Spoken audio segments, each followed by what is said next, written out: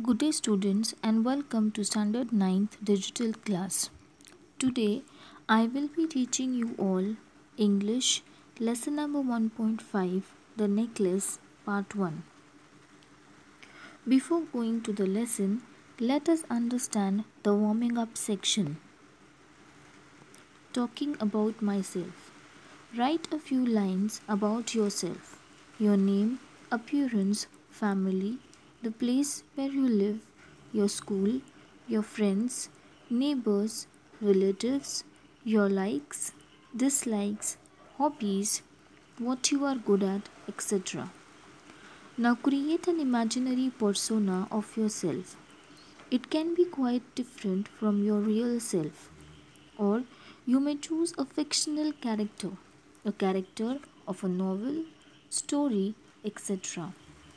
Write a few lines about this imaginary persona and introduce yourself in that role.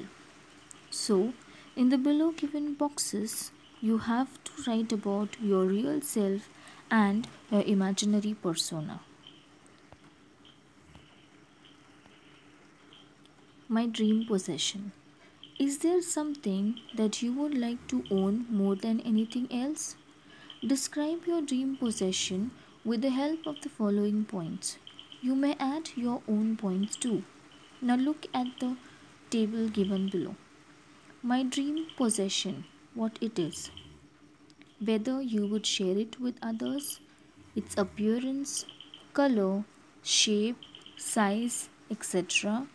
Its use, where you saw it first, what you would use it for, how you would use it, why you want it so much, what you would do to get it.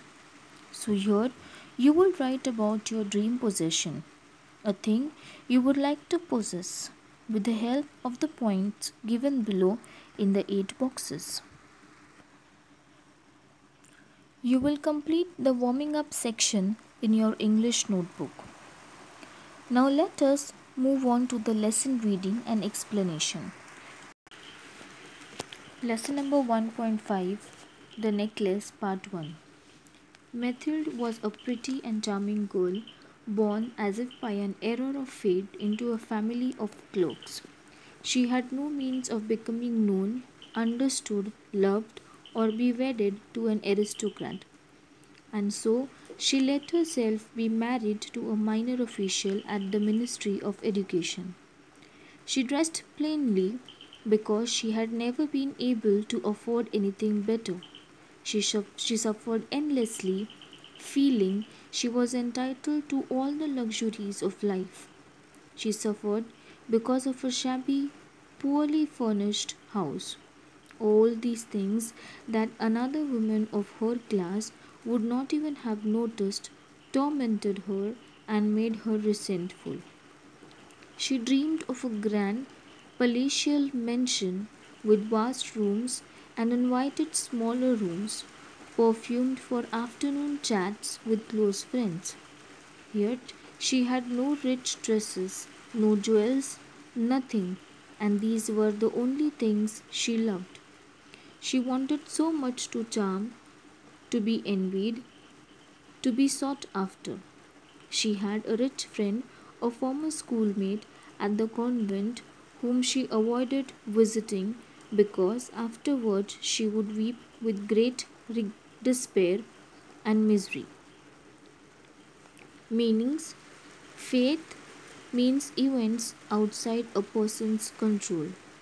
Wedded is to get married to. Aristocrat is a nobleman. Tormented is mental suffering or pain. Resentful is feeling or expressing bitterness. Palatial is spacious, luxurious, or deluxe. Envied is desire to have a quality, possession, or other desirable things belonging to someone else. So, in this first part, the story tells us about Mathilde, her appearance, and the circumstances that it was so unfortunate for her to take birth in a family of clerks and had to marry a minor official at the Ministry of Education. Her financial condition was not so good, because of which she had to live a life full of misery and despair. She was never happy with her life and always dreamt of a royal and spacious house with huge rooms and at times perfumed for afternoon chats with close friends. She never had the things she loved like royal dresses, jewels, etc. The only rich possession of her was a rich schoolmate at the convent whom she always avoided visiting as it made her weep and regret. Let us move on to the next part. One evening, her husband came home with an air of triumph, holding a large envelope in his hand. "Look," he said, "here's something for you." She tore open the paper and drew out a card on which was printed the words, "The Minister of Education and Madame Georges Ramponneau requests the pleasure of Monsieur and Madame Loisel's company at the Ministry on the evening of Monday, January 18th. Instead of being delighted, as her husband had hoped, she threw the invitation on the table resentfully and muttered, "What do you want me to do with that? And what do you expect me to wear if I go?"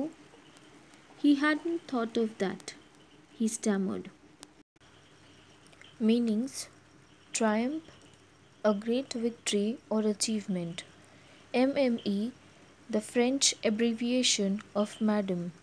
Motto is to say something in a low or barely audible voice. Stammer is to speak with sudden involuntary pauses, speak with difficulty. Monsieur, a French title of address equivalent to Sir when used alone or Mr. when placed before a name. M stands for Monsieur and MME stands for Madam. French term of address like Mr. and Mrs. in English. In this part, the story tells that one evening her husband came home with an envelope which was actually an invitation for the evening of Monday, January 18th. Mathilde, unlike her husband, was not happy and threw the invitation on the table, neglecting it. She gets upset and asks her husband that what does he expects her to wear for that evening, about which he had not thought. Let us move on to the next part. "The dress you go to the theatre in, it seems very nice to me." He stopped, stunned, distressed, to see his wife crying. He shuddered. "What's the matter?" "Let's see, Mathilde. How much would a suitable dress cost?" She thought for a moment, computing the cost and also wondering what amount she could ask for without an immediate refusal. At last she answered hesitantly, "I don't know exactly, but I think I could do it with 400 francs." He turned a little pale because he had been saving that exact amount to buy a gun for a hunting summer in the country near Nanterre with a few friends. However, he said, "Very well, I can give you 400 francs, but try and get a really beautiful dress." The day of party drew near, and Madame Loisel seemed sad, restless, anxious, though her dress was ready. Meanings: stun is so shocked that one is temporarily unable to react. Distress is extreme anxiety, sorrow, or pain. Shudder is stammer or stumble. Compute is to calculate or work on. Refusal is an act of refusing to do something. Hesitantly is an intentative or unsure manner. Pale, light in color or shade. Here, weak. Nanterre, a town in France. Francs, a basic unit of money that is used in some countries where French is spoken. Anxious, feeling or showing worry, nervousness, or uneasy about something. Here, her husband says that she can wear the dress which she usually wears to go to the theatre. But he was extremely shocked to see his wife crying. He asked for the reason and set about finding out the cost of a suitable dress for the evening. For this, she hesitantly answered that she doesn't know it exactly, but it may go around 500 francs. Listening to the amount, he became pale because he was saving exactly the same amount to buy a gun for him for hunting in summer.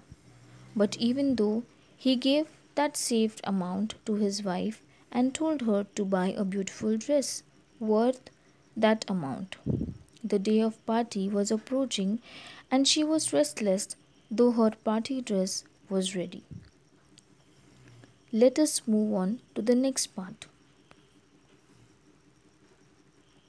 One evening, her husband said to her, "What's the matter? You've been acting strange these last 3 days." She replied, "I am upset that I have no jewels, not a single stone to wear.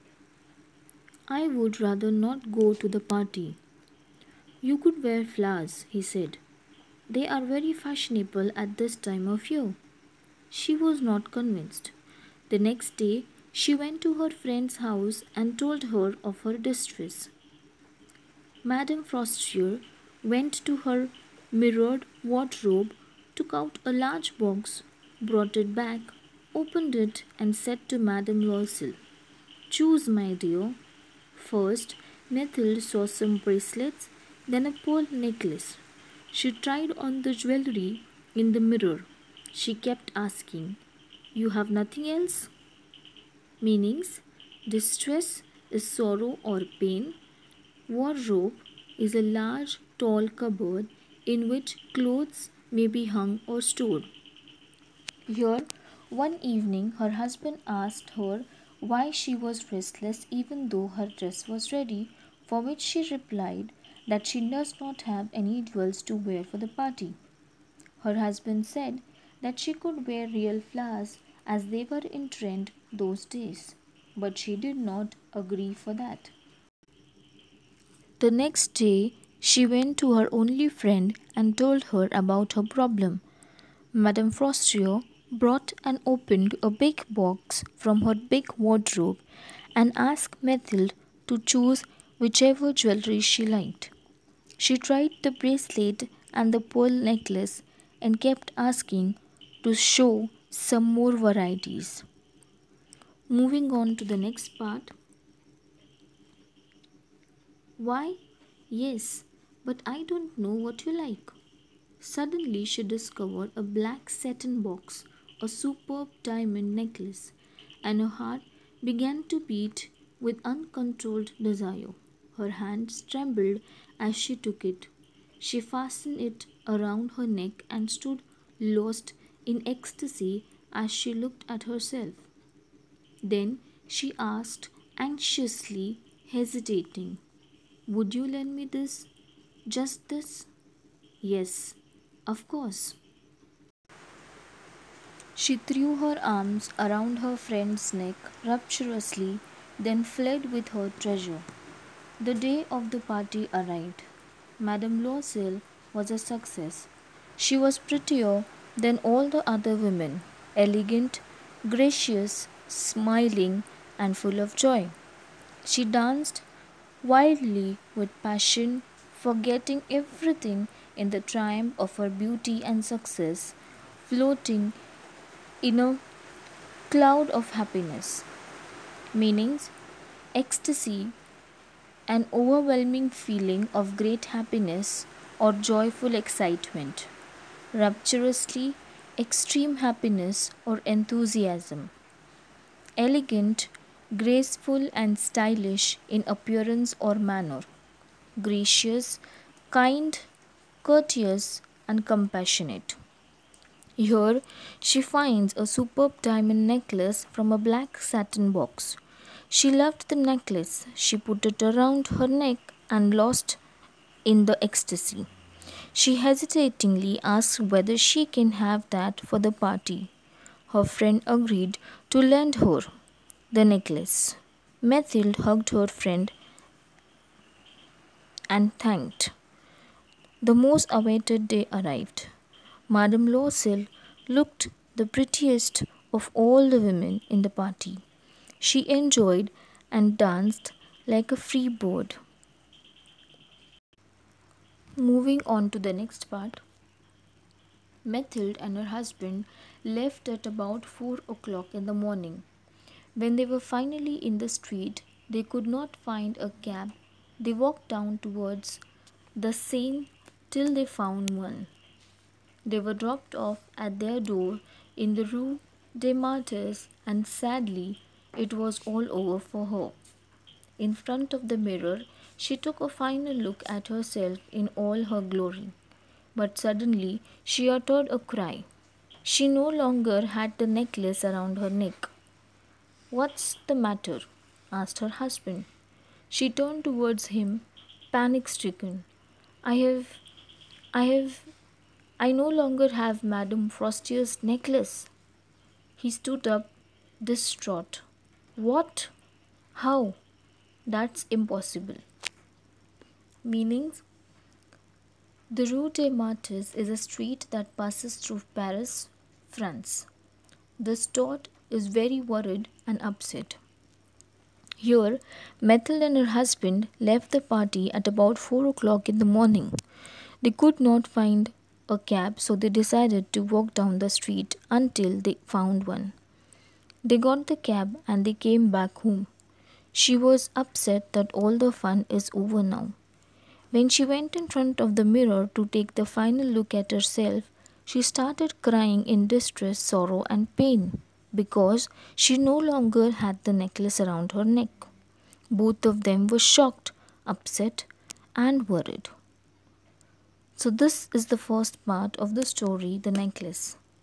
I hope you all have understood the first part. We will meet back with the second part of the story. Until then, thank you and have a wonderful day.